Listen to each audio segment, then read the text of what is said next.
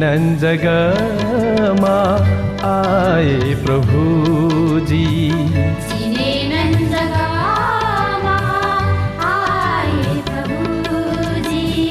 महामती जी महाप्रभुजी, महामती जी महाप्रभुजी, महामती जी महाप्रभुजी।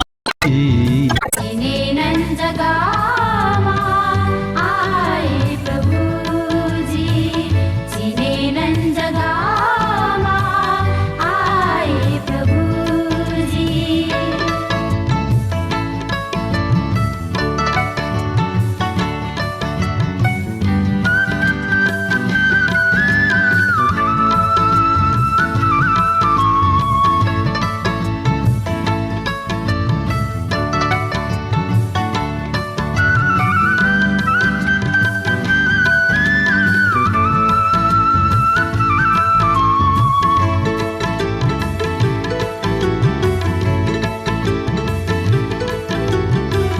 विषय सुखमा परि परि फसिरहन्छन्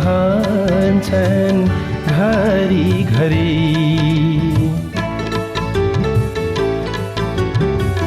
विषय सुखमा परि परि फसिरहन्छन् घरि घरि। तारतम ज्ञानको ज्योति छरी आए जगतमा महाप्रभुजी।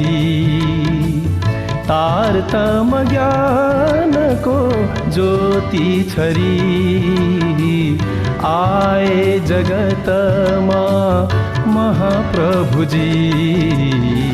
चिने नन जगमा आए प्रभुजी, चिने नन जगमा आए प्रभुजी।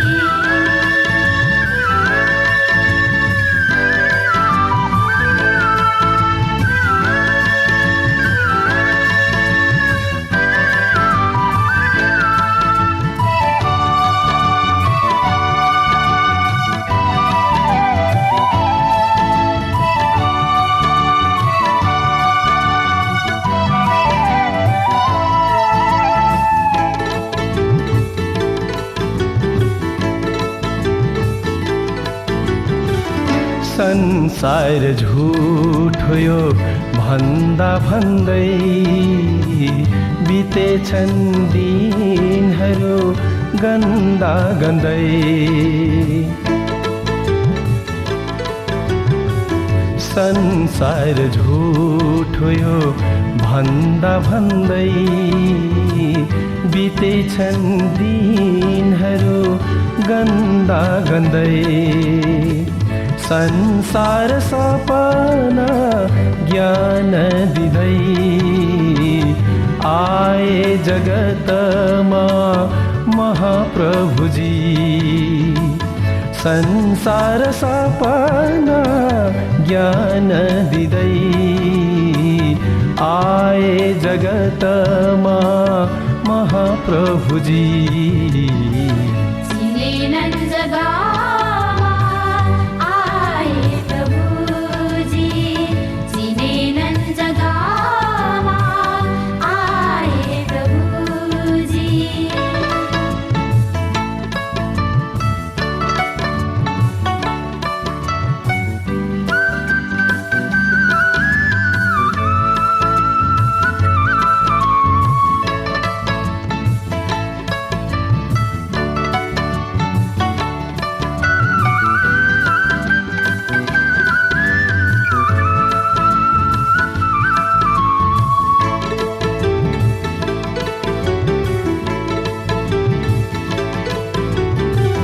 सत्य असत्यलाई जान्न नपाई खोजिरहेछु म चरण मधाई।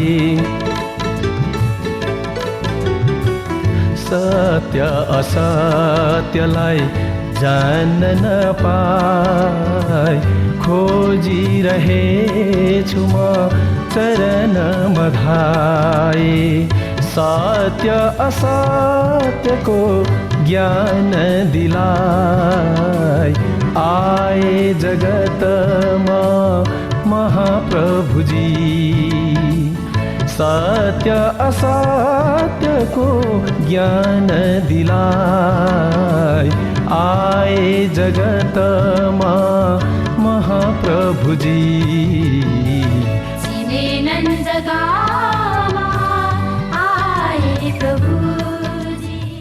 हे महारानी वाइजराज ब्रह्मा सृष्टि स्थिरता हे महारानी वाइजराज ब्रह्मा सृष्टि स्थिरता व्यापक भयो सकल समाज व्यापक भयो सकल समाज हे महारानी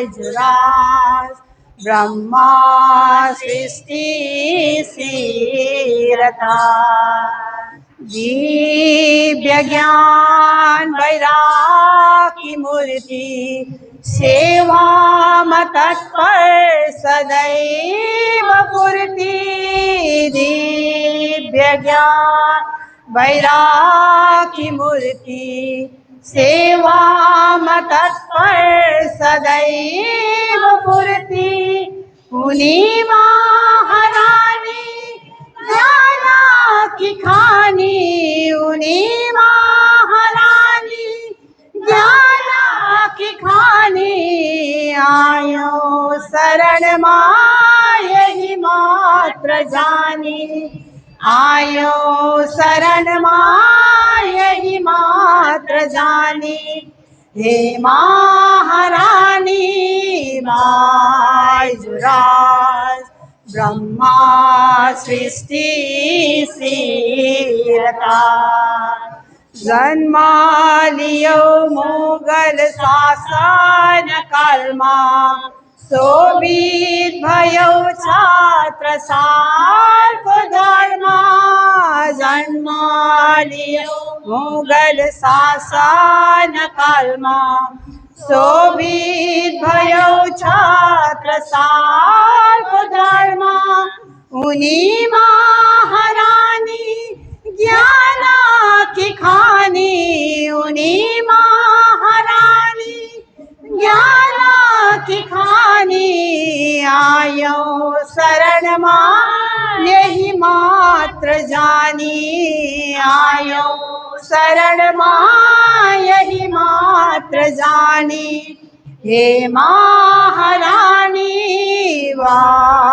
वाइजराज ब्रह्मा सृष्टि स्थिरता जोडिदियो नाता हजुरको चरणमा प्रेम भक्ति बनी रहोस् बाइजो सङ्गमा जोडिदियो नाता हजुरको चरणमा प्रेम भक्ति बनी रहोस् बाइजो सङ्गमा हजुरको नामको माला ज्योति हजुरको नामको माला ज्योति सुन्दर साथ सब एक भाइ जुटी सुन्दर साथ सब एक भाइ जुटी हे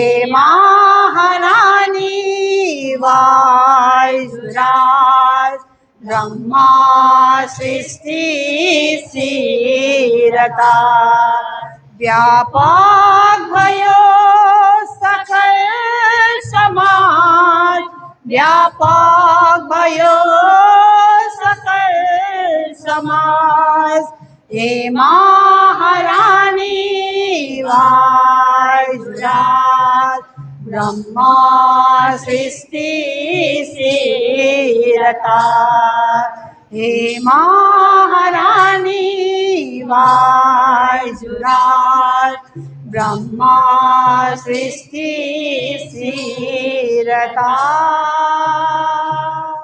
सच्चिदानंद गुरुदेव की जय।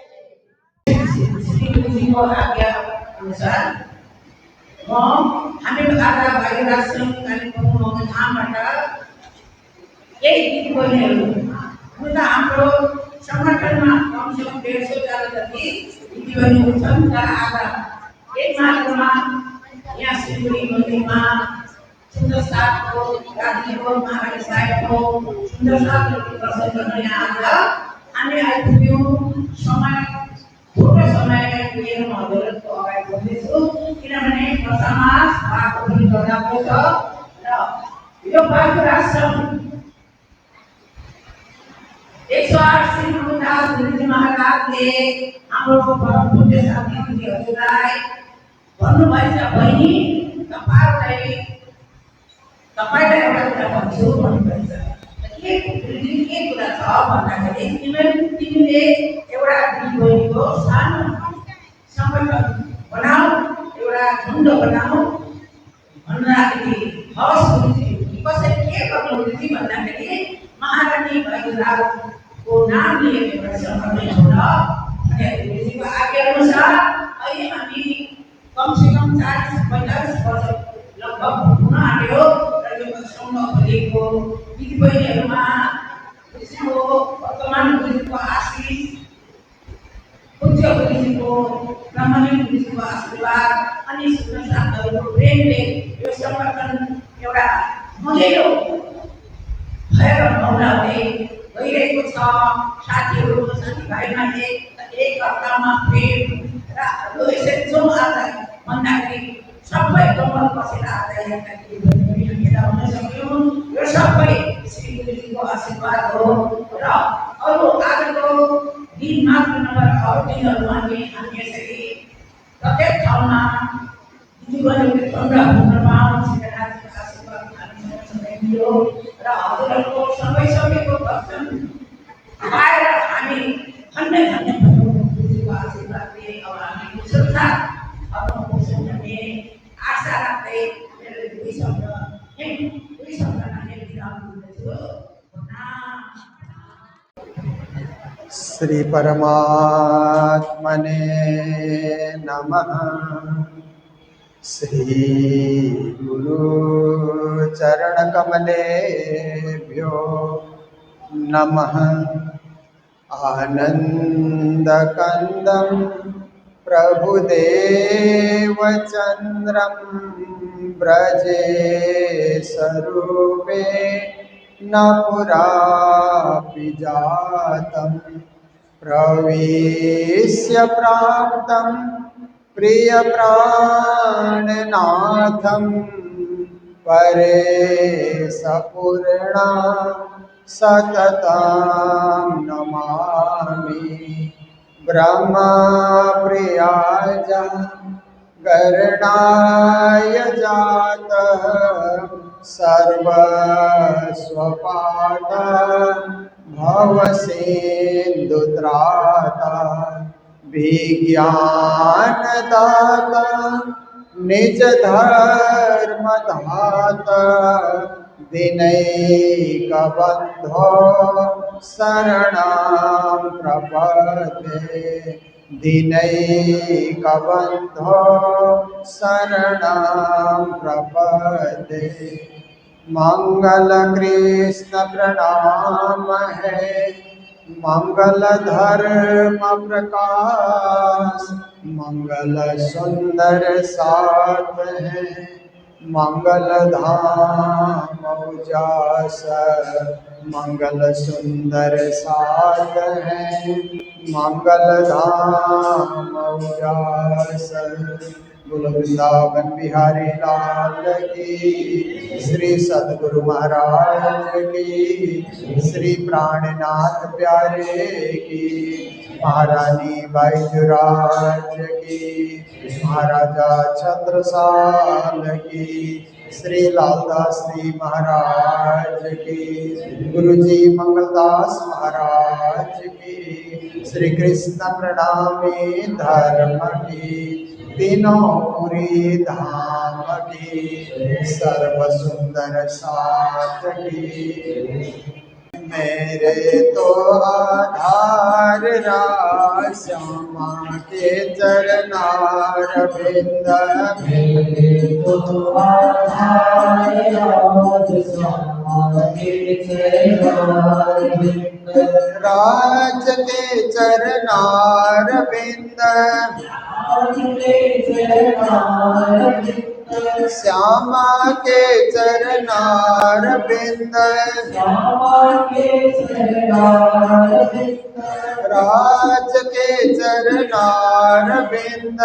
राज के चरनार बिंद, श्यामा के चरनार बिंद, मेरे तो आधार श्यामा के चरनार बिंद, मेरे तो आधार श्यामा के चरनार बिंद, सतगुरु के चरनार बिंद, श्री जी के चरनार बिंद, सतगुरु के चरनार बिंद, श्री जी के चरनार बिंद, मेरे तो आधार श्यामा के चरनार बिंद, मेरे तो आधार श्यामा के चरनार बिंद, मेरे तो आधार श्यामा के चरनार बिंद, मेरे तो आधार श्यामा के चरनार बिंद, राज के चरनार बिंद, राज के चरनार बिंद, श्यामा के चरनार बिंद, श्यामा के चरनार बिंद, राज के चरनार बिंद, राज के चरनार बिंद। बोलो सतगुरु महाराज की। संवत 1743 अस्वारी करी जब, हस्ती पर चढ़ाए के आगे से न चलाई तब, आगे से न चलाई तब। प्रणाम। उपस्थित धर्म प्राण शिरोमणि सुंदर साथ जी, माताएं, बहनें, भाइयों, श्रावण मास कथा यज्ञ, ज्ञान यज्ञ, वेतक ज्ञान यज्ञ, जिसमें सम्मिलित होकर के आहुति डालने का काम, स्वयं के उपस्थिति ही आहुति है। यह हवन सामग्री डाल करके अपने को अलग करने वाली बात नहीं है। खुद कोई हवन सामग्री के समान समझ करके यहाँ समर्पित होना है। आप सब आ रहे हैं, जीवन को धन्य बना रहे हैं। अच्छे दिन बहुत जल्दी निकल जाते हैं ना, बुरे दिन निकालना कठिन होता है, कष्ट का दिन निकालना बहुत कठिन होता है। पर अच्छे दिन आते हैं तो आज कल परसों फटाफट फटाफट दिन निकल जाते हैं। अब हमारे बीच 4 दिन है ना, 4 दिन की चांदनी, फिर अंधेरी रात कहते हैं ना। पर प्रणामी मंदिर में अंधेरी रात नहीं आती। प्रणामी मंदिर में कुछ न कुछ कार्यक्रम होते ही रहता है। वेतक पूरी हुई तो जन्माष्टमी, नंद उत्सव, छठ का उत्सव, राधा जन्माष्टमी और उसके बाद फिर अनंत चतुर्दशी, श्री प्राणनाथ जयंती, प्राकट्य महोत्सव, रास महोत्सव, फिर गोवर्धन पूजा, पृथ्वी परिक्रमा, कितने सारे मेले हैं ना। तो अंधेरी रात तो कहीं से आएगी नहीं और अंधेरी रात को आने के लिए गुंजाइश ही नहीं है,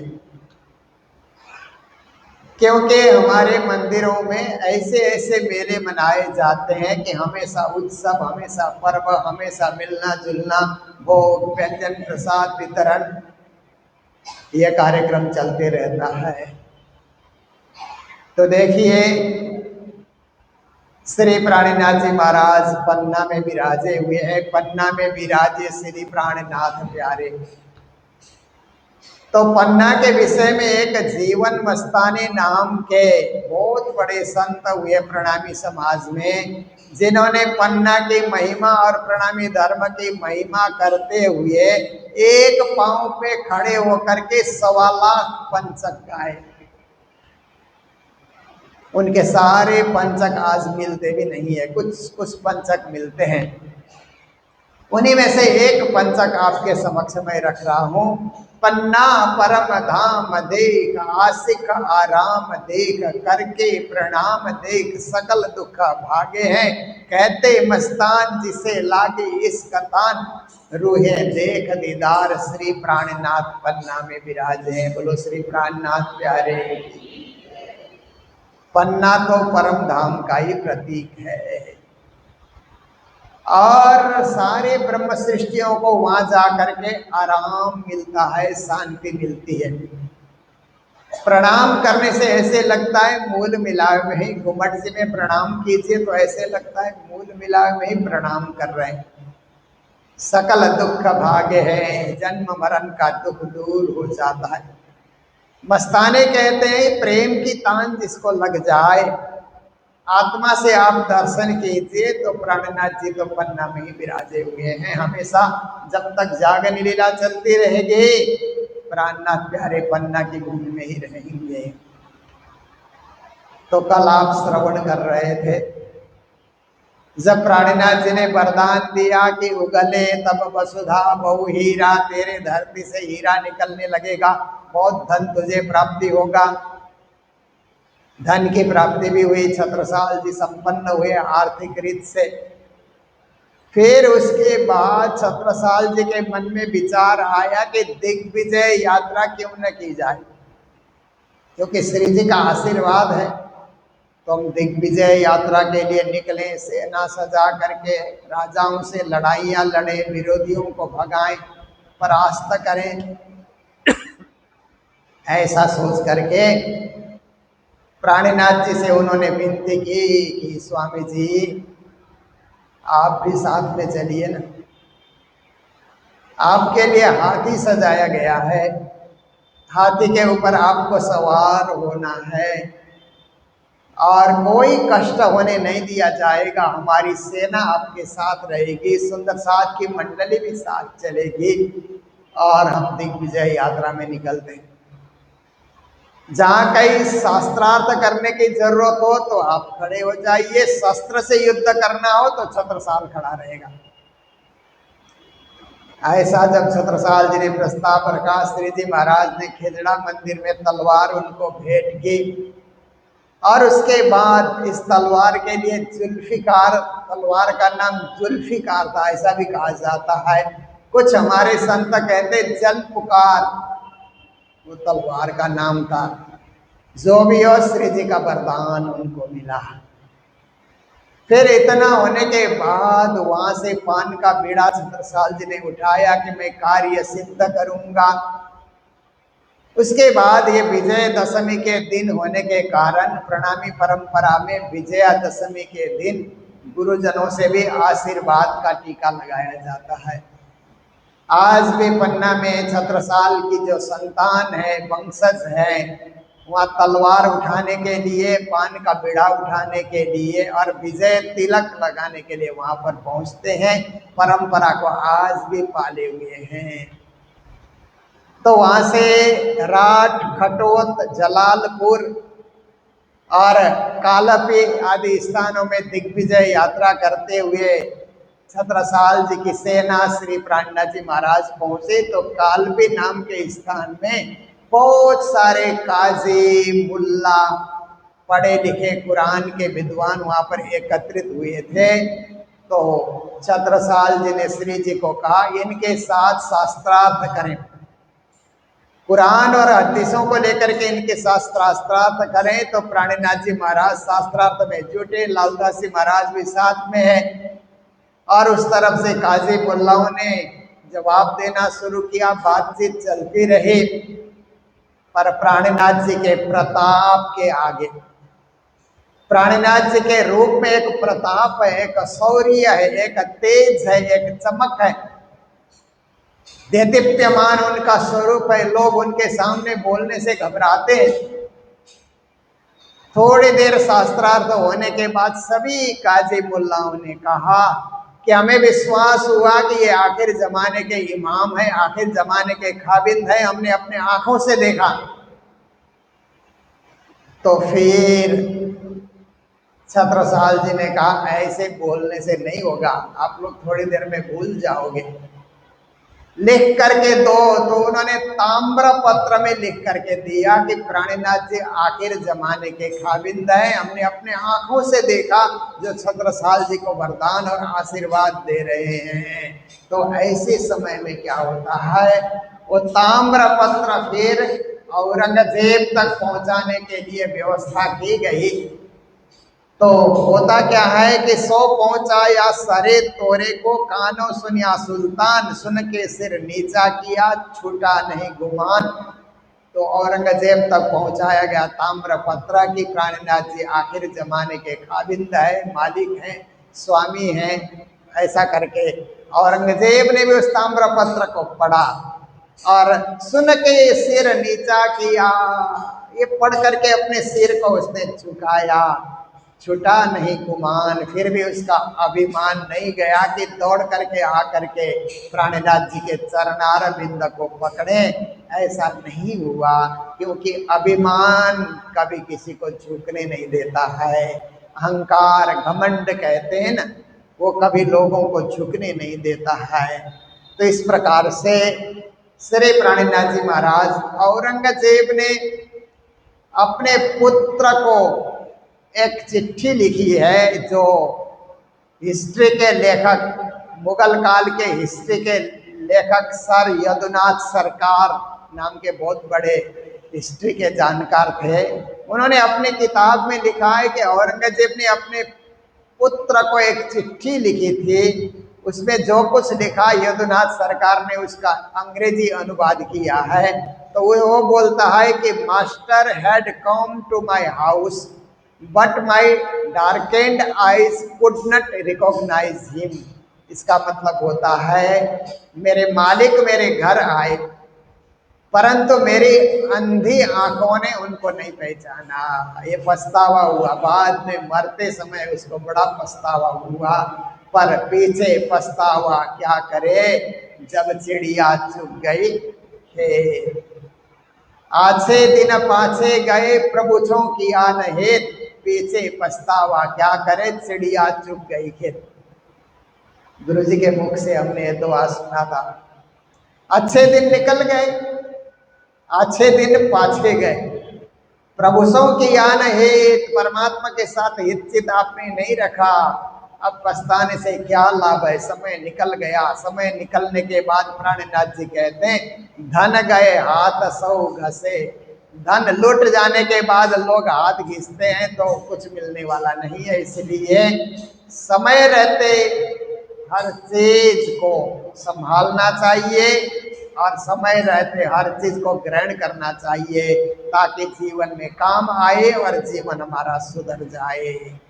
तो इस प्रकार से श्री प्राणनाथ जी महाराज और दिग्विजय यात्रा में चले। तो छत्रसाल जी ने देखा कि प्राणनाथ जी को इस यात्रा में कष्ट हो रहा है, क्योंकि वक्त पे भोजन नहीं मिलता, वक्त पे सेवा नहीं हो पाती है। तो ऐसे प्राणीनाथ जी महाराज को पूरे बुंदेलखंड में लेकर के हम चलें तो उनको बड़ा भारी कष्ट होगा। गुरु को कष्ट नहीं देना चाहिए। तो छत्रसाल जी के अंतर्गत ही एक चित्रकूट के शासक थे, उनका नाम था बसंत सुर्खी। तो बसंत सुर्खी ने आकर के हाथ जोड़ करके कहा कि महाराज गुरु की सेवा करने का मौका मुझे दीजिए, श्री प्राणीनाथ जी को मैं चित्रकूट लिए चलता हूँ और आप दिग्विजय यात्रा करके लौट आइए, फिर प्राणीनाथ जी को लेकर के जाइए, तब तक हम इनकी सेवा करते रहेंगे।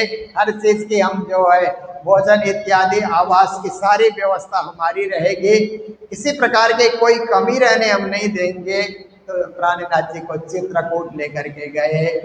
छत्रसाल जी ने अपने पुत्र हृदय शाह और जगत राज को भी सेवा के लिए भेज दिया कि तुम दोनों पुत्र भी प्राणीनाथ जी की सेवा में रहो, कोई कमी नहीं आनी चाहिए। तो श्री प्राणीनाथ जी महाराज 1 साल तक चित्रकूट में रहे। चित्रकूट तो प्रभु राम की भूमि है ना, जहाँ तुलसीदास जी ने साक्षात प्रभु राम के दर्शन किए थे। जैसे पन्ना में प्राणनाथ जी विराजे हैं, ऐसे चित्रकूट में प्रभु राम विराजे हैं, ये सोचा जाता है ना। तो आपने सुना होगा कि जो तुलसीदास जी थे वो रामायण लिखने के बाद राम के दर्शन के लिए तरसते रहे। तो क्या है कि राम कथा में खुद राम कथा करते थे और राम कथा सुनते भी थे।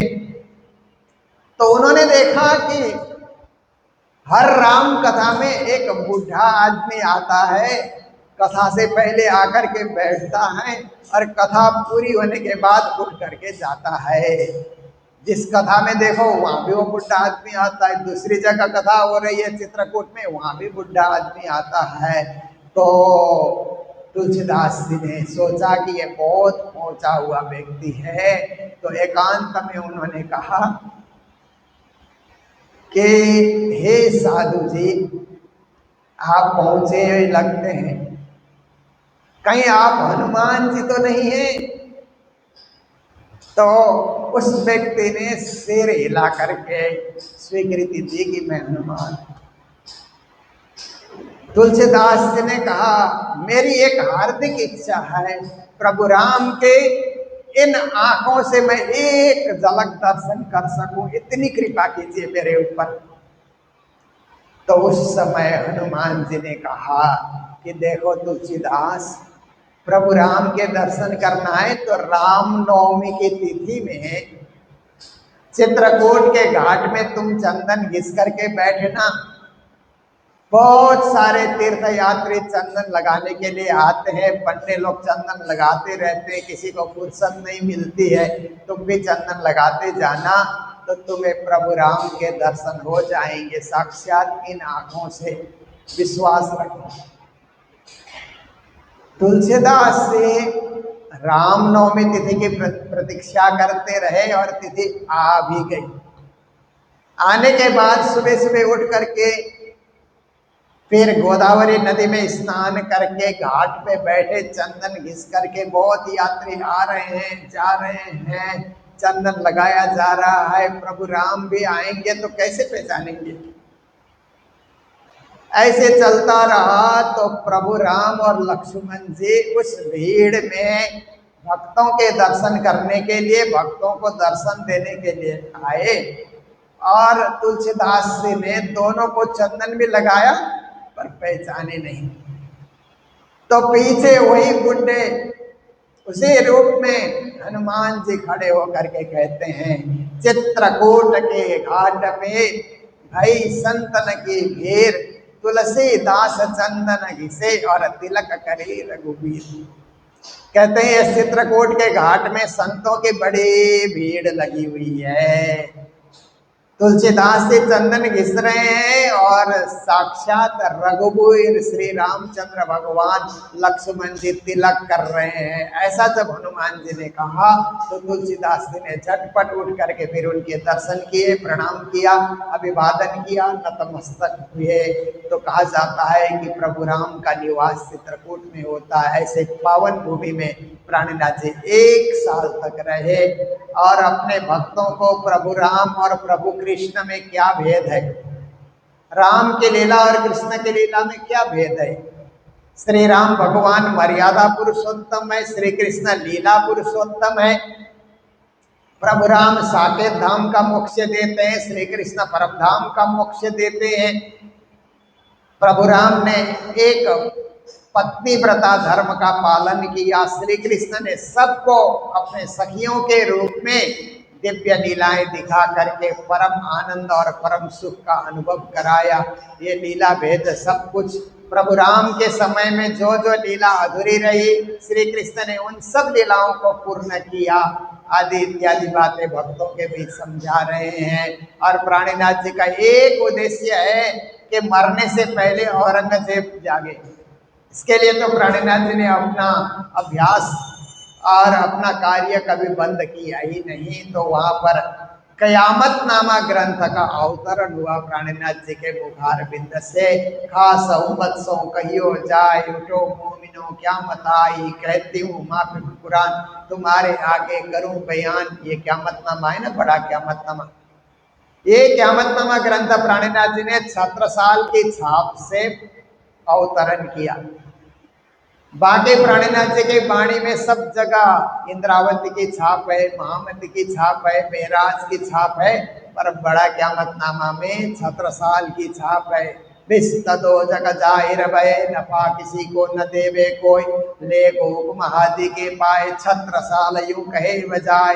छत्रसाल की छाप छत्रसाल जी को सौंप दिया उन्होंने, रचना खुद की। क्योंकि छत्रसाल जी और एक उनके सेनापति थे महाबली, उनके विषय में बुंदेलखंड में कहा जाता है कि छत्रसाल महाबली करियो सदा बली बली। हे महाबली और छत्रसाल हम सब की भला करें भला करें। आज भी बुंदेलखंड में यह कहावत प्रख्यात है। और एक और दोहा बुंदेलखंड में प्रख्यात है, तालन में भीम ताल और सब तलैया, राजन में छत्रसाल और सब रजैया। तालों में सबसे गहरा ताल भीम ताल है। उस भीम ताल का पानी समुद्र के सतह से मिला हुआ रहता है, ऐसा कहा जाता है। और राजाओं में छत्रसाल है, बाकी तो छोटे छोटे रजैया लोग हैं, उनके पास इतनी शक्ति नहीं है। छत्रसाल शक्तिशाली राजा हैं। ये बुंदेलखंड में आज भी गाया जाता है, आज भी छत्रसाल जयंती पे स्तुतियाँ की जाती है। और छत्रसाल जी स्वयं अपने मुख से क्या कहते थे, रैयत सब राजी रहे, ताजी रहे सिपाही, छत्रसाल ता राज को बालन बाको जाए। कहते हैं कि रैयत मतलब जनता, जनता को राजी रखना चाहिए। छत्रसाल जी का एक उद्देश्य है कि बुंदेलखंड की सारी जनता राजी रहे, ताजी रहे सिपाही, और सिपाही लोग ताज़ा रहें। कभी भी युद्ध करना पड़े तो सिपाही एकदम तैयार रहें। छत्रसाल कहते हैं ऐसे राज का कोई बाल बांका नहीं कर सकता है, ऐसे राज पर कोई दृष्टि भी डाल नहीं सकता है। तो ये छत्रसाल जी महाराज का सोचना था, जनहित में वो कार्य करते थे।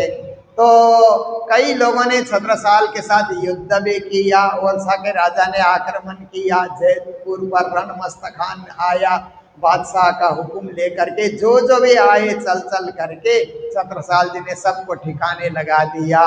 क्योंकि भारत देश की ये विशेषता है कि राजस्थान में महाराणा प्रताप, महाराष्ट्र में वीर शिवाजी, और बुंदेलखंड में राजा छत्रसाल, और पंजाब में गुरु गोविंद सिंह।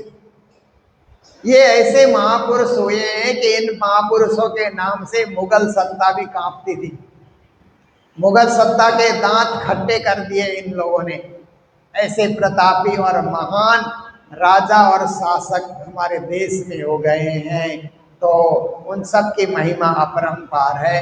छत्रसाल जी ने केवल प्राणनाथ जी मंदिर की रक्षा नहीं की, जो बुंदेलखंड में विश्व प्रसिद्ध धरोहर है ना, खजुराहो कहा जाता है ना, अजंता इलोरा खजुराहो, जो पत्थर में कारीगरी करके पूरे मंदिर बने हुए हैं, मूर्तियां बनी हुई है। आप अजंता जाकर के देखिए, एक ही पत्थर को 250 साल तक कारीगर काटते रहे और एक ही पत्थर को काट करके पूरा मंदिर भी एक ही पत्थर का बना हुआ है।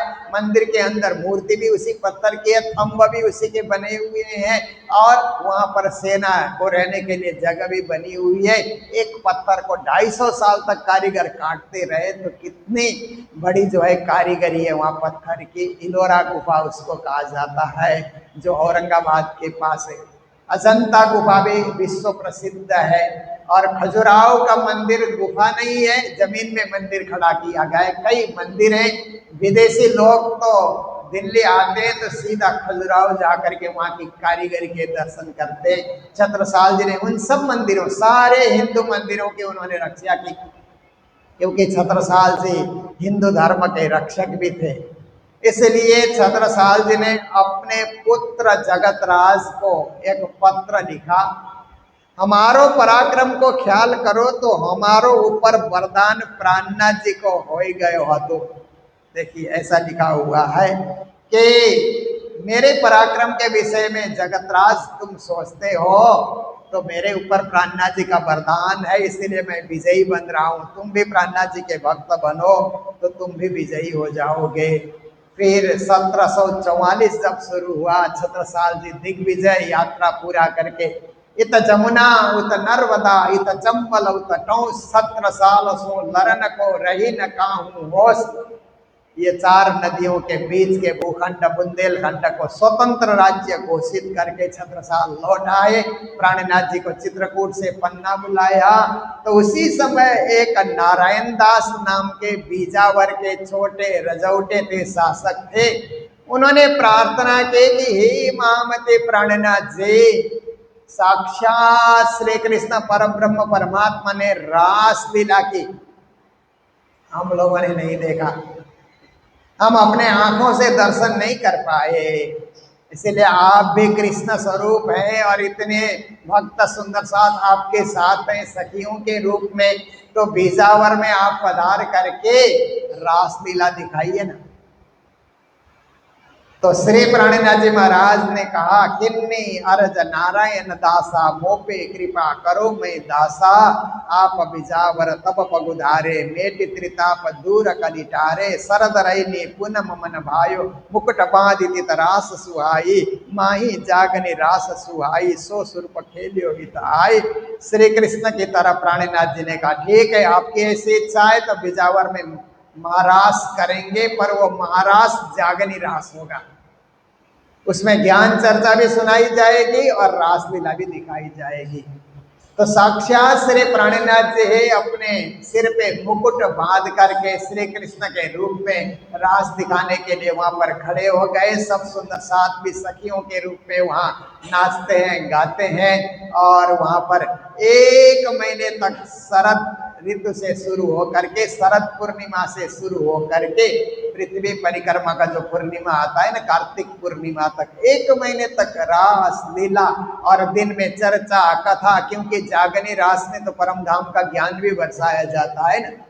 दिन में चर्चा कथा और सायंकाल से विविध रास की लीलाएं प्राणनाथ जी ने दिखाई और नारायण दास जी की भी इच्छा पूरी हुई, सब सुंदर साथ की भी इच्छा पूरी हुई।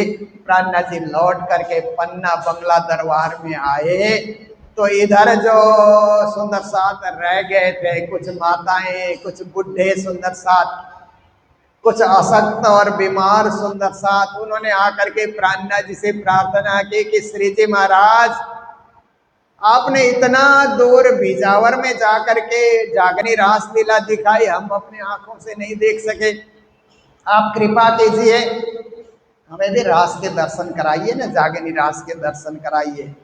तो श्री प्राणनाथ जी महाराज ने फिर विक्रम संवत 1745 में उस धाम चबूतरे पे, जहाँ पर गुम्मट बंगला जी मंदिर है, उसी चबूतरे पे शरद पूर्णिमा के अवसर पर दिव्य रास जागनी रास की लीला दिखाई और पद्मावतीपुरी धाम में उसी को वार्षिक महोत्सव के रूप में आज भी मनाया जाता है, जो श्री प्राणनाथ जी ने जागनी रास के रूप में प्रारंभ किया था। तो प्राणनाथ जी का आशीर्वाद ही पाना था कि छत्रसाल इतने पराक्रमी हो गए, हर सेवा में तत्पर रहते हैं। और छत्रसाल जी में 5 गुण समाये हुए थे। वो आदर्श राजा थे, आदर्श शिष्य भी थे, आदर्श गुरु भी बने प्राणनाथ जी के बाद छत्रसाल जी, और आदर्श कवि भी थे छत्रसाल जी, और एक आदर्श सुंदर साध भी थे छत्रसाल जी, और अपनी रानियों के लिए आदर्श पति भी थे। ये 5 गुण छत्रसाल जी के बताए जाते हैं। तो इस प्रकार से श्री छत्रसाल जी महाराज की बड़ी भारी महिमा है। चलता रहा पद्मावतीपुरी धाम में अनेक प्रकार की वहाँ पर लीला होती रही, और उस समय वाणी का अवतरण होता है। श्री प्राणनाथ जी चर्चा में बैठते हैं तो वाणी का अवतरण होता है, सुंदर साथ लिखते रहते हैं। तो उन्हीं दिनों में एक घटना हुई कि एक ब्राह्मण 40 साल तक काशी में रह करके शास्त्रों का अध्ययन करते रहे। उनका नाम था भट्टाचार्य जी। वेद, वेदांत, शास्त्र, पुराण, व्याकरण, दर्शन सब में आचार्य करने के बाद फिर लौट करके अपने घर में आए। जब उनके पति पढ़ने गए थे तो पत्नी की घर में बैठे बैठे कब पढ़ करके लौटेंगे, तब तो बाल विवाह की प्रथा थी ना। पत्नी अब प्रतीक्षा करते रहते हैं पतिदेव कब पढ़ करके आएंगे। 40 साल तक पढ़ते रहे। आप सोचिए 40 साल तक पत्नी प्रतीक्षा में रहे। उन्हीं दिनों में प्राणनाथ जी ने पन्ना में आकर के जागनी रास, जागनी लीला सब दिखाए। तो पत्नी ने मौका देख करके प्राणनाथ जी महाराज को गुरु धारण कर लिया। इतने महान गुरु आए हैं तो गुरु तो धारण करना चाहिए। फिर जब भट्टाचार्य जी पढ़ करके विद्वान बन करके अपने घर में आए तो घर में आते ही उन्होंने कहा कि देखो पत्नी, मैं दुनिया का सबसे बड़ा विद्वान बन गया, क्योंकि 40 साल किसी ने अध्ययन नहीं किया। मैंने वेद वेदांत हिंदू धर्म के सारे शास्त्र अध्ययन कर लिए, कंठस्थ कर लिए, इसीलिए मैं कल की अवतार के समान हूँ। इतना महान पति तुम्हारे द्वार आ रहा है तो मेरी आरती उतार करके घर में तुम स्वागत करो, क्योंकि शास्त्रार्थ में मैं जहां खड़ा होता हूं ना, कोई मेरे सामने टिकता ही नहीं है। बात करने के लिए भी लोग डर जाते हैं, दुम दमाकर भाग जाते हैं। ऐसा मैं प्रकांड विद्वान हूँ। ऐसे पति को पा करके तुमको गर्व होना चाहिए। पहले मेरी आरती उतारो, फिर गृह के अंदर प्रवेश किया जाएगा। तो पत्नी ने धीरे से कहा कि पतिदेव, आप धर्मशास्त्र पढ़ करके प्रकांड विद्वान गए, इस बात को मैं मानती हूँ, पर शास्त्रार्थ में आपने सबको पराजय किया, सबको आप जीत गए, ये बात मैं नहीं मान सकती। क्या आपने प्राणनाथ प्यारे के साथ शास्त्रार्थ किया? कौन है प्राणनाथ प्यारे? का पन्ना में विराजे हुए हैं, छत्रसाल जी के गुरु हैं, वेद वेदांत के ज्ञाता हैं, विश्व के समस्त धर्म ग्रंथों का अर्थ करते हैं। इसीलिए आप पहले उनसे शास्त्रार्थ कीजिए। आप विजयी हो गए तो जरूर मैं आरती उतारूंगी। तो भट्टाचार्य जी चल पड़े, पन्ना की ओर चल पड़े, और पन्ना में किलकिला नदी के किनारे जहाँ कुंड है, खाली कुंड कहते हैं, वहां पर देवियों के मंदिर हैं। रात्रि को आकर के वहां उन्होंने विश्राम किया। तो उनकी पत्नी दूसरे रास्ते से प्राणनाथ जी के पास पहुंची और धीरे से कहती है, मेरे पति को बड़ा अहंकार है, विद्या का अहंकार है, 40 साल अध्ययन करके आए हैं, शास्त्रार्थ आपसे करना चाहते हैं। श्री जी महाराज आप उनको अच्छी तरह ब्रह्म ज्ञान सुनाइए ताकि वो भी आपके तारतम ज्ञान को समझ सकें। प्राणनाथ जी ने कहा ठीक है, आएंगे तो जरूर बात की जाएगी। अब वो सुबह सुबह उठ करके अपना सुबह का जो है स्तोत्र पाठ करने लगे, वेद पाठ करने लगे। तो इधर से सुंदर साथ की जो लड़कियां, 7 साल की, 8 साल की, 9 साल, 10 साल की लड़कियां झुंड बना करके वहां नदी में स्नान करने गए। अब लीला हम जाहिर करें, जो सुख सैया हृदय धरे, पीछे सुख हो से समन्ना, पसर से 14 भवन्ना। और वो उधर से वेद का पाठ किए जा रहे हैं कि द्यो शांति, अंतरिक्ष कुम शांति, पृथ्वी शांति, वो एक तरफ पाठ कर रहे हैं, एक तरफ अब लीला हम जाहिर करें ना ईश्वर ना मूल प्रकृति तादिन की क्यों आप आवृत्ति निज लीला ब्रह्म बाल चरित्र जाकी इच्छा मूल प्रकृति आदि आदि लड़कियां पाठ कर रही हैं, नहा रही हैं। लड़कियों ने इतना जोर जोर से पाठ किया कि वेद पाठ करना ही भूल गए।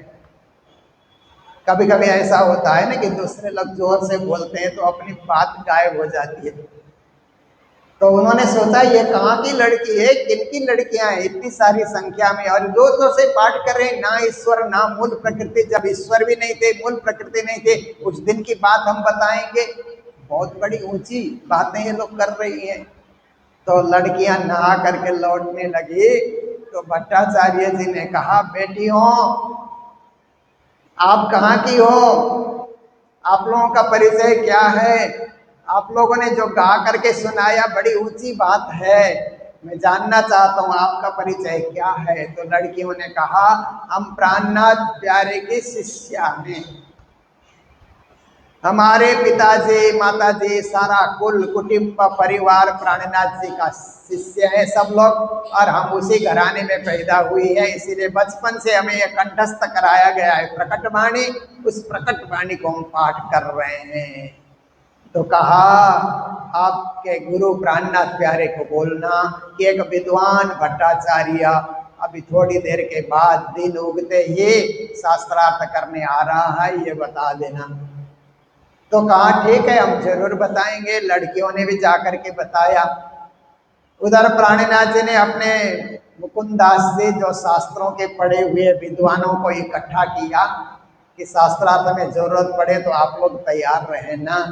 भट्टाचार्य जी आए और बंगला मंदिर में विराजमान हो गए, इधर प्राणनाथ प्यारे विराजमान हो गए और शास्त्रार्थ करने की तैयारी हो गई। तो भट्टाचार्य को कहा, पूछिए आप इतने बड़े ज्ञानी हैं तो आपके मन में क्या प्रश्न है।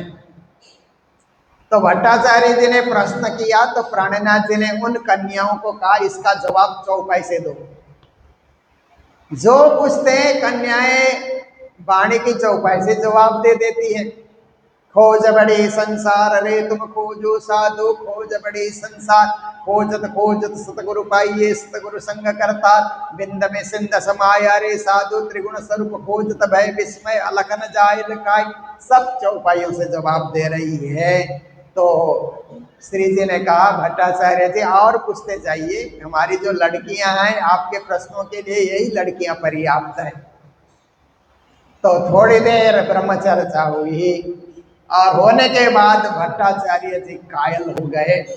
उसके बाद कहते हैं कि प्राणनाथ जी महाराज, आपकी चेलियां इतनी ऊंची ऊंची ज्ञान के जो है पराकाष्ठा की बातें कर रहे हैं, तो आप कितने उच्च कोटि की बात करते हैं। मैंने 40 साल व्यर्थ गंवाया पढ़ने में, व्याकरण पढ़ने में, साहित्य पढ़ने में, शास्त्र पढ़ने में, पर आपके जो है आपकी ये चौपाइयां हैं ना, मेरे सारे प्रश्नों का उत्तर दे रही हैं।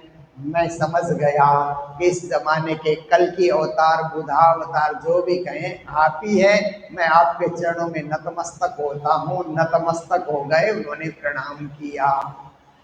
तो उनकी पत्नी जो है छुप करके सुन रही थी कि शास्त्रार्थ में क्या नतीजा निकलेगा।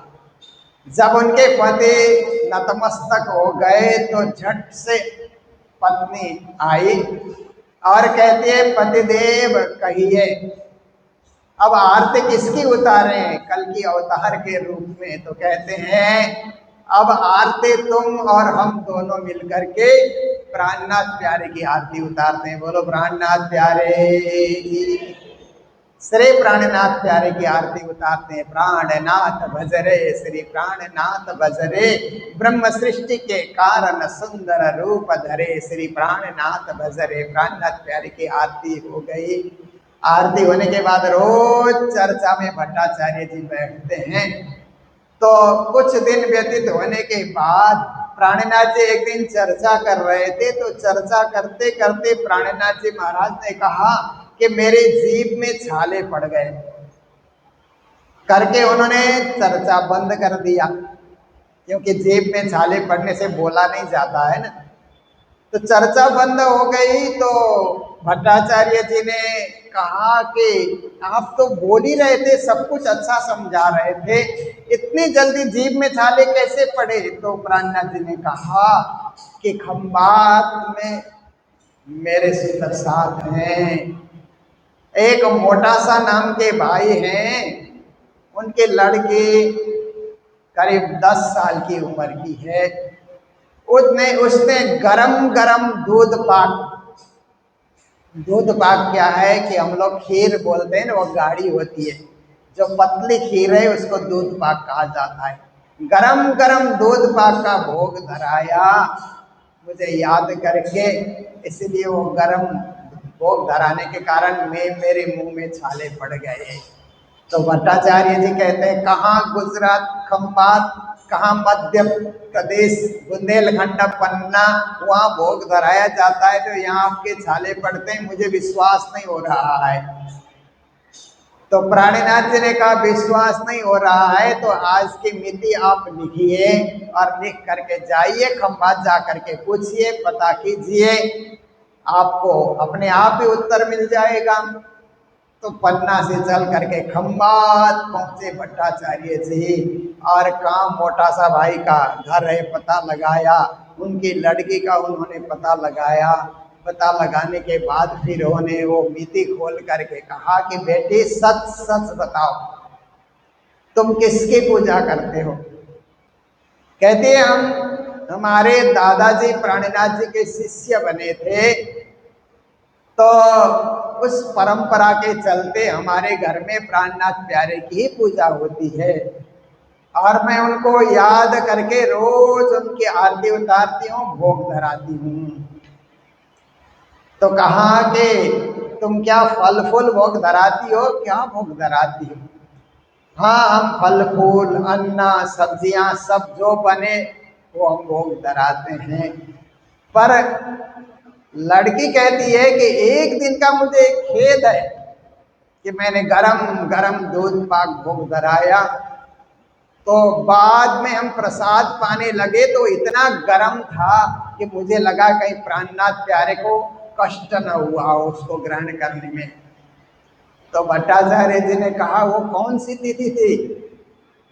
जब लड़की ने बताया और उन्होंने अपने जो है पंचांग में देखा तो वही तिथि है, वही घड़ी है, वही समय है। उनको पूर्ण विश्वास हुआ कि सच्चे दिल से प्राणनाथ प्यारे को कोई भोग व्यंजन अर्पण करता है तो प्राणनाथ प्यारे उसको ग्रहण कर लेते हैं। उनको विश्वास हुआ, और एक विद्वानों में जो अहंकार होता है ना विद्या का, वो भी जाता रहा। फिर प्राणनाथ जी को विश्वस्त होने के बाद प्राणनाथ जी को बताने के लिए आए कि मेरा भ्रम दूर हुआ। ऐसे बताने में तो उनको जाने में 6 महीने लगे, आने में पैदल चल के जाना पड़ता था। वापिस आए तो प्राणनाथ जी ने कहा भट्टाचार्य जी आपका भ्रम तो दूर हो गया, परंतु एक काम आपको और करना है कि जब खंबात में सोमजी भाई जो हमारे 12 ब्रह्म सृष्टि में औरंगजेब के साथ संदेशा देने में थे, उनकी वो घर में मोटा सा भाई है, उनकी बेटी है। तब वाणी उतरी नहीं थी पूरी, अब पन्ना आने के बाद वाणी का अवतरण हो गया है। इसलिए वाणी ग्रंथ उस लड़की को पूजने के लिए आप फिर से लेकर के जाइए, सिर पे उठा करके, और उसको भेंट स्वरूप दे आइए। और मेरे पहने हुए 5 वस्त्र, प्राणनाथ जी के 5 वस्त्र, 5 वस्त्र भी मैं दे रहा हूँ पूजा के लिए, वो भी आप दे करके आइए, और श्री निज नाम महामंत्र भी दे करके आइए। तो प्राणनाथ जी ने भट्टाचार्य जी को फिर भेजा, जा करके पहुँचे, उस लड़की को दिया उन्होंने पूजा करने के लिए। आज भी खंबात मंदिर में आप जाएंगे तो प्राणनाथ जी के उन वस्त्रों के दर्शन आज भी कर सकते हैं। और प्राणनाथ जी ने जो स्वरूप साहिब भेजा जिसमें लालदास जी के हस्ताक्षर हैं, वो भी दर्शन कर सकते हैं। और एक ताम्र पत्र में निज नाम जो लिखा हुआ है, निज नाम श्री कृष्ण जी, उसके भी आप दर्शन कर सकते हैं। तो ये भी एक घटना उस समय वितक के अंतर्गत ये घटना घटी, और इस प्रकार से भट्टाचार्य जी की आत्मा जागृत हो जाती है। एक रोज श्री प्राणीनाथ जी महाराज ने जो ललिता को मेड़ता में छोड़ करके आए थे, तो ललिता भी अब राजाराम भाई के साथ पन्ना आई, परंतु थोड़ी सी कुबड़ी, चलने में टेढ़ी, काढ़ी, कटोरी थी। एक रोज प्राणीनाथ जी ने नहाते समय जल का लोटा ललिता के ऊपर डाल दिया, उंडेल दिया पानी, तो उनका स्वास्थ्य ठीक हो गया, शरीर ठीक हो गया, सुंदर रूप में वो खड़ी हो गई। प्राणीनाथ जी ने उनका दुख दूर कर लिया। और इसके बाद फिर एक और प्रसंग आता है। विक्रम संवत 1746 जब आया, तो श्री 5 नौतनपुरी धाम में श्री बिहारी जी जो गुरु गादी में बैठे हुए थे, उनका धाम गमन हो जाता है। धाम गमन होने के बाद उन्होंने एक वहां से सुंदर सा पत्र लेकर के आए। बिहारी जी ने धाम जाते समय कहा कि ये गादी सदगुरु की गादी में मैं बैठा तो सही, परंतु वास्तव में सदगुरु तो प्राणनाथ को मेराज ठाकुर को ही ये देना चाहते थे, अंतर दिल से, सुंदर साथ की इच्छा से मैं बैठा, पर मैं धाम जा रहा हूं तो प्राणनाथ प्यारे को जा करके बोलना कि वापस आए और इस गद्दी को संभाले। चिट्ठी लेकर के नौतनपुरी से सुंदर साथ आए। पन्ना धाम में विक्रम संवत 1746 चल रहा है। प्राणनाथ जी पूरे बुंदेलखंड में जागने करके पद्मावतीपुरी धाम की स्थापना करके व्यापक प्रचार प्रसार में लगे हैं। वाणी का अवतरण हो रहा है। ऐसे समय में सुंदर साथ वो पत्र लेकर के आए, तो प्राणनाथ जी ने कहा अब मेरा नौतनपुरी जाना संभव नहीं है, क्योंकि यहाँ इतनी जागनी हो गई, इतना बड़ा धाम बना, और इतना मध्य प्रदेश क्या है कि ये मध्य देश है, यहाँ से चारों ओर प्रचार प्रसार किया जा सकता है। ठौर ठौर थाने दिए, मेला हुआ मध्य देश। जगह जगह स्थान बने हुए हैं, परंतु जागनी रास का मेला तो इसी मध्य प्रदेश में हुआ है। फिर क्या होता है कि उस समय श्री प्राणीनाथ जी महाराज ने बाईजूराज को कहा कि महारानी बाईजूराज, ये नौतनपुरी के सुंदर साथ की चिट्ठी का जवाब आप दीजिए। तो बाईजूराज की पत्री कहा जाता है। बड़े सुंदर वाक्यों में बाईजूराज जी ने उनको थोड़ी डांट भी लगाते हुए है नौतनपुरी के सुंदर साथ को पत्र दिया है कि आप लोगों ने प्राणनाथ प्यारे को नहीं पहचाना, और बीच बीच में आप लोगों ने उनको कष्ट भी दिया है, पर प्राणनाथ जी तो सबके हित के लिए, सबके भलाई के लिए जागनी यात्रा करते हुए यहाँ तक पहुँचे हुए हैं। ये सब जो है उन्होंने बाईजूराज जी ने पत्र का जवाब दिया। आज भी बाईजूराज की पत्री प्रणामी समाज में प्रख्यात है। तो उन्हीं दिनों में क्या होता है कि बिहारी जी धाम पधारने के बाद वो उनके नाग जी है और भी बिहारी जी के जो भांजे थे, वो लोग वहाँ पर चाकला मंदिर, राज मंदिर तो संभालते रहे, परंतु खिचड़ा मंदिर के गादी पे कोई बैठने वाला नहीं है। खिचड़ा मंदिर नौतनपुरी धाम वीरान सा हो गया। तो जूनागढ़ से केसरबाई नाम की एक महिला अपने ब्रह्मचारी नाम के शिष्य को लेकर के द्वारिका दर्शन करने के लिए जा रही थी। तो उन्होंने जामनगर में पूछा कि यहाँ कोई धर्मशाला है, ठहरने की कोई जगह है, नहाने के लिए पानी की व्यवस्था भी चाहिए। तो सभी ने कहा यहाँ नौतनपुरी धाम है, अभी खाली पड़ा हुआ है, वहाँ जाओ, रुको, रात्रि विश्राम करो। रात्रि उन्होंने विश्राम किया तो नींद नहीं आती है, ऐसे झपकी लगती है। तो रासलीला के दर्शन होते हैं, ब्रजलीला के दर्शन होते हैं, दही मत्ते हुए दर्शन होते हैं। रात भर ऐसे ही गुजरा। सुबह जमुना में स्नान करने के बाद उन्होंने सबको बुला करके पूछा कि ये मंदिर किसका है। ये मंदिर सदगुरु धनीश्री देवचंद्र जी का बनाया हुआ है। तो अभी गादी पे कौन विराजमान है? बिहारी जी विराजमान थे, वो धाम पधार गए। और सदगुरु ने मेराज ठाकुर को भी ये गादी सौंपी थी। मेराज ठाकुर तो पन्ना में जा करके वहां पर पद्मावतीपुरी बना के बैठे हैं, ये खाली है, अभी कोई नहीं है इसकी देखभाल के लिए, एकदम वीरान पड़ा हुआ है। तो केसरबाई ने कहा मेरी द्वारिका की यात्रा अब स्थगित की जाती है, मैं पन्ना चलती हूँ। पहाड़, पर्वत, नदी, झरने, जंगल, बिहड़ इलाका, इन सब को पार करते हुए पद्मावतीपुरी धाम पन्ना पैदल जाकर के पहुंची, छत्रसाल के दरबार में जाकर के पहुंची। तो छत्रसाल जी उस समय आराम करने के मूड में थे, आराम कर रहे थे। तो आराम के समय में नाच गान इत्यादि राजा लोग देखते हैं ना, छत्रसाल जी भी वहां पर नाच गान इत्यादि देख रहे थे, नाचने वाले नाच रहे थे, नटनी आदि नाच रहे थे। ऐसे समय में केसरबाई जाकर के पहुंची। तो केसरबाई के दिमाग में ये था कि बुंदेलखंड का शासक छत्रसाल प्राणनाथ जी का शिष्य बनाए तो कितना बड़ा त्यागी होगा, तपस्वी होगा, महापुरुष होगा, ये सोच करके गई थी। तो वो नाच गान देख रहे थे। तो केसरबाई ने उस सभा में जाकर के अपनी नाक को पकड़ करके खड़ी हो गई। छत्रसाल जी देख रहे हैं ये कोई बुंदेली नहीं है, अलग प्रांत की कोई लगती है महिला, साधु वेश में है और सीधा मेरे दरबार में आकर के नाक को पकड़ रही है, क्या बात है। केसरबाई नाक पकड़ करके कहना चाहते थे कि छत्रसाल धिक्कार है, मैं सोच रहे थे तुम कितने बड़े त्यागी और तपस्वी हो, प्राणनाथ प्यारे के शिष्य बन गए हो, प्राणनाथ जी का पूरा आशीर्वाद लिया है, पर तुम तो माया का खेल देख रहे हो, तुम तो माया में नाक तक डूबे हुए हो, ये बताना चाहती थी इशारे में।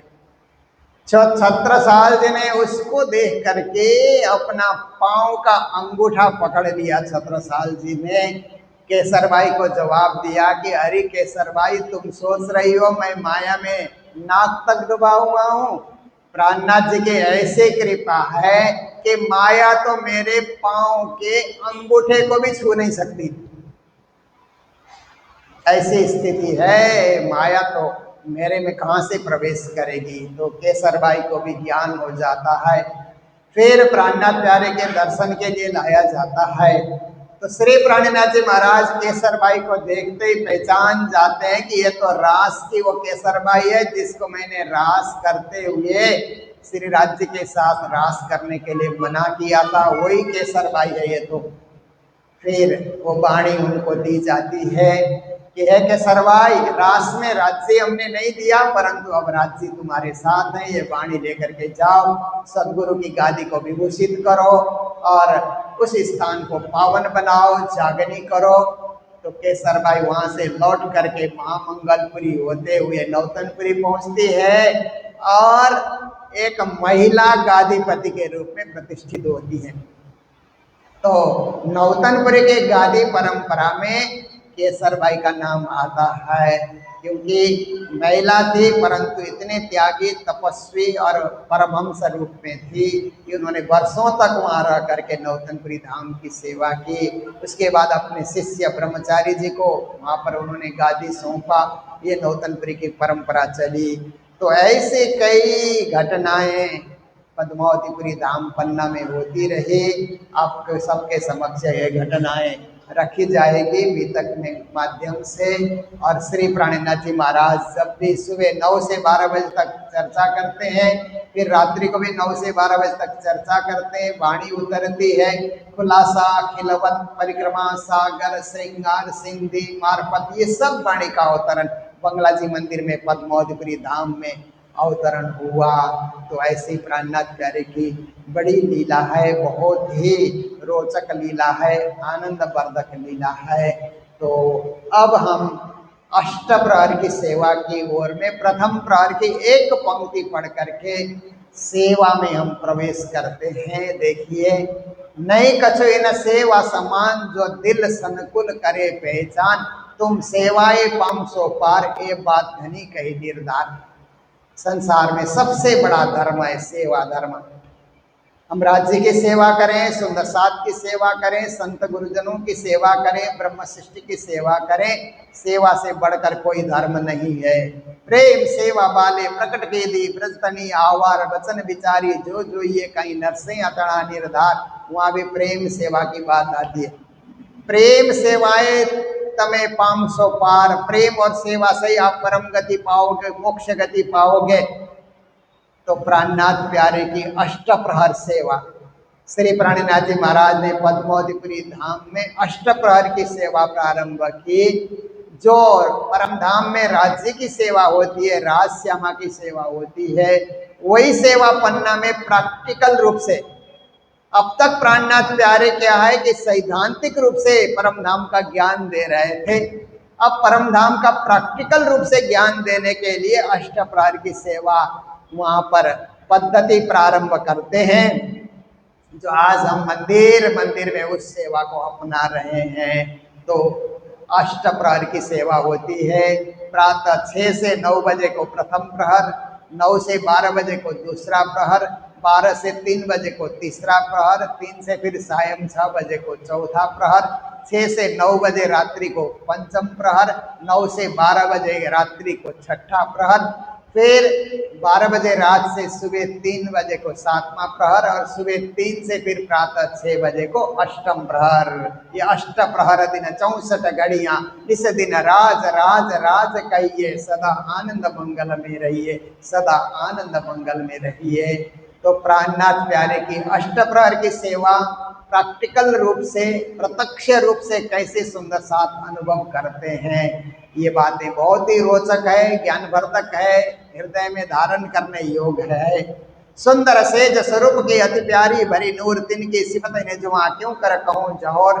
प्राणनाथ जी रात्रि को 12 बजे के बाद विश्राम करते हैं। चर्चा पूरी होने के बाद सुंदर सेजिया उनके लिए सजाया गया है। अत्यंत नूरी वो पलंग है। सुंदर साथ ने अपने हाथों से सब कुछ, पलंग भी अपने हाथ से बनाया, कपड़े भी अपने हाथ से उन्होंने तैयार किए, सब कुछ उन्होंने अपने, तकिया भी उन्होंने हाथ से बनाया, रजाई भी अपने हाथ से, जो कुछ ज़रूरत है। तो उनकी प्रशंसा इस जुआ से कहाँ तक करें। और वो तो प्रकाश से युक्त जाज्वल्यमान ऐसा सुंदर पलंग है जहाँ श्री जी महाराज विराजमान है। और उठत प्यो पलंग से बखत अरुण उदय, प्रातः सूर्योदय की बेला में प्राणनाथ जी पलंग से उठते हैं। तो सुंदर साथ गर्मी के दिनों में कैसी सेवा करते हैं, ठंडी के दिनों में कैसे अगेठी जला करके सेवा करते हैं, ये सारी बातें डिटेल में अष्टप्रहर की सेवा में आती है। अभी हमारे पास 3 दिन और बचे हैं कि, और 14 तारीख के सायं के इस बैठक में महाराज जी श्रीमद् भागवत कृष्ण कथा सुनाएंगे। 14, 15, 16 को सुनाएंगे, जन्माष्टमी तक सुनाएंगे। तो मैं 14 तारीख को 10 से 12 बजे में पूर्णाहुति करके कालिम्पोंग जाऊंगा, और कालिम्पोंग में 15 तारीख को सबसे पहले मूल मंदिर में पूर्णाहुति होगी, उसमें सम्मिलित रहेंगे। फिर मंगलधाम में पूर्णाहुति होगी, उसमें सम्मिलित रहेंगे। फिर इच्छे मंदिर में पूर्णाहुति होती है, रात्रि को वहाँ जाएंगे और वहाँ जन्माष्टमी मनाएंगे। इच्छे मंदिर से आकर के फिर मूल मंदिर में एक दिन पहले ही हम लोग जन्माष्टमी मनाते हैं। और 16 तारीख को प्रातः काल भव्य रूप से शोभा यात्रा होती है कालिम्पोंग बाजार में कृष्ण जन्माष्टमी की, और शाम को 6 से 12 बजे तक बड़ी भीड़ के साथ मंगलधाम में कृष्ण जन्माष्टमी का पावन पर्व होता है। उसमें सम्मिलित होने के लिए मैं प्रतिवर्ष जहाँ भी होता हूँ कृष्ण जन्माष्टमी के अवसर पर कालिम्पोंग में ही होता हूँ। बड़ा मेला है, गुरु जी के समय से वो उत्सव बहुत भव्य रूप से मनाया जाता है। सारे बाजार के लोग मंगलधाम दर्शन करने आते हैं, कृष्ण मंदिर में कृष्ण प्राकट्य अवसर दर्शन करने के लिए आते हैं। तो वहाँ पर मुझे पहुँचना है। फिर उसके बाद नंद उत्सव भी हम लोग करेंगे। यहाँ पर पूज्य स्वामी सदानंद जी महाराज जन्माष्टमी का आनंद देंगे। आप सबके बीच रह करके नंद उत्सव इत्यादि भी यहाँ पर पूज्य महाराज जी के साथ होगा। तो इस प्रकार से हमारे सब कार्यक्रम सुंदर रीत से, सुचारू रीत से चलते रहेंगे। तो कल के दिन मैंने आप सबको निवेदन किया था कि कल प्रथम प्रहर की सेवा हो जाती है सुबह 6 से 9, फिर 9 से 12 बजे दूसरे प्रहर की सेवा होती है। तो दूसरे प्रहर में दिन के 12 बजे राजभोग धराया जाता है श्री प्राणनाथ जी महाराज को। तो सारे सुंदर साथ घर घर से जो भी उन्होंने बनाया है उस प्राणनाथ जी को भोग धराने के लिए आते हैं। और प्राणनाथ प्यारे के लिए अलग से महारानी बाईजूराज भी भोग व्यंजन तैयार करती हैं। तो वहाँ पर राजभोग का जो सुंदर कार्यक्रम होता है, उसी क्षण को याद करते हुए हम लोग भी अपने मंदिर में, श्री कृष्ण प्रणामी मंदिर सिलीगुड़ी में 56 भोग धरा करके राजभोग का आनंद लेंगे। मूल रूप से राजभोग यही मंदिर में बनाया जाएगा। बाकी जो मिठाइयाँ हैं आप लोग घर घर में बनाएंगे और यहाँ ला करके श्रीराज जी के समक्ष रखेंगे। 56 हमारी गिनती रहेगी, उससे ज़्यादा भी भोग व्यंजन आ गए तो आप लोगों को बहुत बहुत बधाइयाँ दी जाएगी। तो आप सब लोग राजभोग की तैयारी करेंगे। तो आज के दिन यहाँ जो प्रसाद वितरण में सेवाएं आई है, सबसे पहले तो बाइजूराज संघ कालिम्पोंग की माताएं जो 40 जने यहाँ पर आई हुई थी, उनको कालिम्पोंग पहुँचना है बीतक में, इसलिए लौट गई। वो कालिम्पोंग से ही प्रसाद बना करके, भोग व्यंजन प्रसाद बना करके यहाँ आप सबके बीच वितरण करने के लिए आई हुई थी। उन सबको मंगल बधाई देते हैं। और हमारे पुजारी चरणदास जी देखिए, ये तो सेवा में समर्पित हैं, इन्होंने भी आज के भोग व्यंजन के लिए सेवाएं दी है, इनको भी मंगल बधाई। और नवीन जिंदल जो हमारे बीच नहीं रहे, कुछ दिन पहले उनका धाम गमन हुआ, उनकी ओर से भी सेवा आई है। और नागपुर से अनुसुईया अग्रवाल की ओर से भी आज के दिन की सेवा आई हुई है। और पिस्तोबाई, विद्याबाई और मंजूबाई की ओर से भी आज की सेवा में प्राप्त हुई है। सभी को मंगल बधाई, मंगल कामनाएं देते हुए आज के प्रसंग को यही विराम देने जा रहे हैं। जय जयकार के साथ हम कल मिलेंगे, परसों मिलेंगे और 14 तारीख प्रातः 10 से 12 में मिलेंगे। 10 से 12 में 14 तारीख रुमाल चढ़ाया जाएगा बीतक में। जो अपने घर से सुंदर रुमाल बना करके ला सकते हैं तो बना करके आप लाइए, नहीं आप व्यवस्था कर सकते हैं तो मंदिर में भी रुमाल आपको रहेंगे, आपको वितरित किया जाएगा। जैसी व्यवस्था होगी उसी अनुरूप आप सबको दिया जाएगा, वो भी आप चढ़ा सकते हैं। जैसी आपकी इच्छा उसी अनुरूप कार्यक्रम होगा। तो आइए इन्हीं शब्दों के साथ चौपाई दोहराते हुए आज के प्रसंग को विराम दे रहे हैं। बोलो सतगुरु महाराज की, श्री प्राणनाथ प्यारे की, सर्व सुंदर साथ की, सुंदर से स्वरूप की,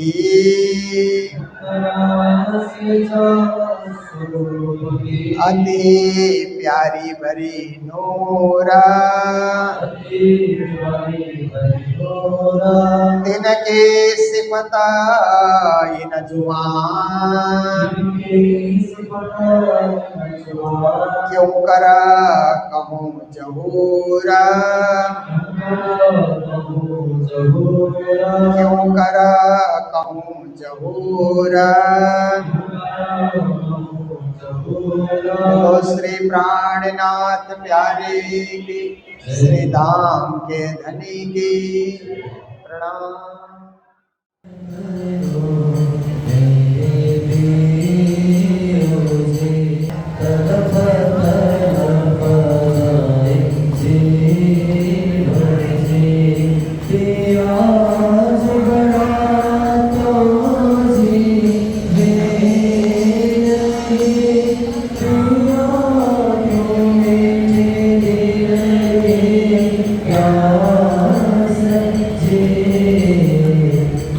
Oh